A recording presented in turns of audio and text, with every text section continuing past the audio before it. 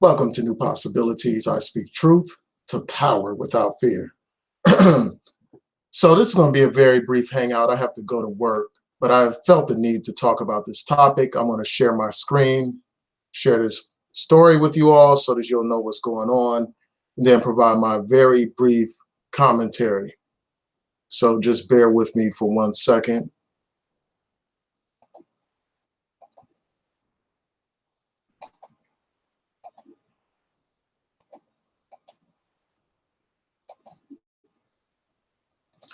So more charges have been filed against R. Kelly. So I'm going to read a couple of excerpts from this article.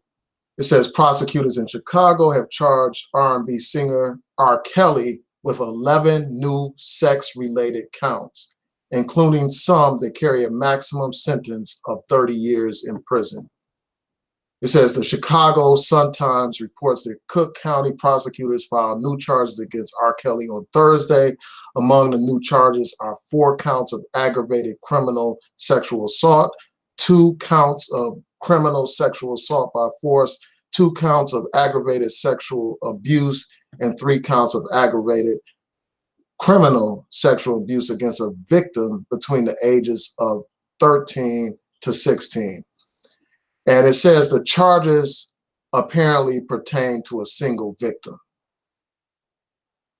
And it points out that R. Kelly is already facing 10 counts of aggravated sexual abuse involving 4 women years ago, 3 of whom were minors when the alleged abuse occurred.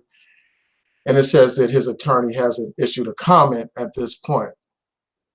So let me stop sharing my screen and then just provide my brief commentary about this situation. Of course, people are guilty. Excuse me, people are innocent until proven guilty in a court of law and all that kind of stuff.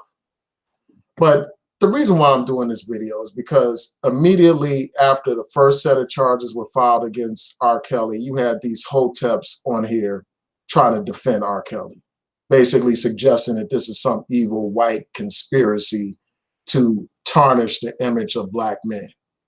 And then you had people low-key defending him, blaming, the Me Too movement for these charges, blaming white feminists for these charges against this guy.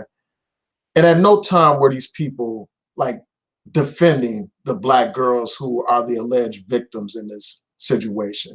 And it just makes it clear to me that a lot of these people, they don't really care about black girls. They don't really care about black women. Their primary focus is on black men.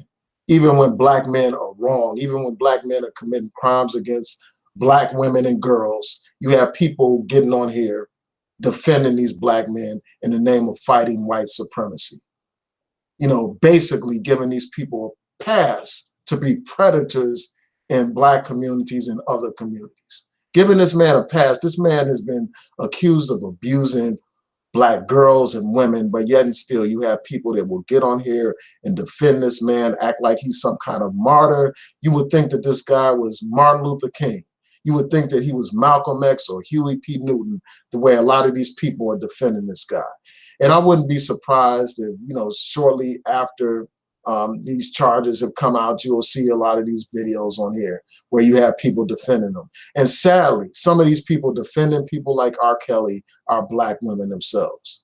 I was watching Fly Nubian Queen, like when the first set of charges were brought against this guy. And, you had this person saying, well, we need to be on code and all that kind of stuff.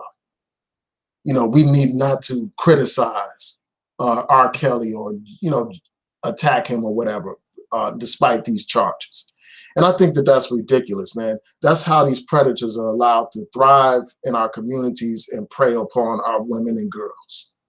And it's like, if you can't defend the women and girls, you're not worthy of being in a leadership position. You're not worthy of speaking on behalf of black people. You can't have a thriving black community when only your focus is on just the plight of black men at the expense of black women. I mean, you got the Bill Cosby situation, somebody that's been convicted of sexual crimes, somebody that's been accused of abusing dozens of women. But in the minds of these Hoteps, these fake pro-black people, some of them. You know, he's some victim of some massive conspiracy. All these dozens of women are lying. All these dozens of women are conspiring against him because he tried to purchase NBC way back in the 90s. This is the thinking of these people, man. But anyway, I just wanted to hop on here and share my quick thoughts about this. You know, we'll see what happens when the case goes to trial. You know, again, people are innocent until proven guilty, but it doesn't look good, man. You have all these people that have accused this guy of abusing girls. I mean, there was a videotape of this guy sexually abusing a 14-year-old girl. And yet and still, you got people defending this guy, making it seem like he's some kind of victim or something, when he's the one victimizing Black girls. Man, I wonder if some of these people would be so like strong advocates for this guy if that was their daughter making these allegations. I just wonder about that. I mean, a lot of times, you know, what these people are doing, they kind of remind me of those mothers that have these abusive men in their households, you know, that sexually abuse their daughters. And when the daughters report it, they want to blame the daughter. They want to make it seem like it's the daughter's fault, or they want to ignore what the daughter is saying and just not believe her. And that's the way a lot of people in the Black community respond as a collective to these types of allegations, where Black girls and women are being victimized. But anyway, I don't want to make this too long. I just wanted to share my quick thoughts about this situation. I will be following these stories dealing with R. Kelly. You know, I've been doing this for quite some time. When the allegations about the sex cult came out, I, you know, talked about that. And, you know, I've been talking about R. Kelly ever since, talking about the documentary that was put out and all that kind of stuff. But I'm really interested in hearing from y'all. Tell me what you think about this situation in the comment section. You know, unfortunately, I don't have much time to respond to a lot of the people in the chat room, but I do want to shout people out. Shout out to Covina, man. Shout out to David Bowman. Shout out to Brother Bakari. Shout out to the Sector Coon.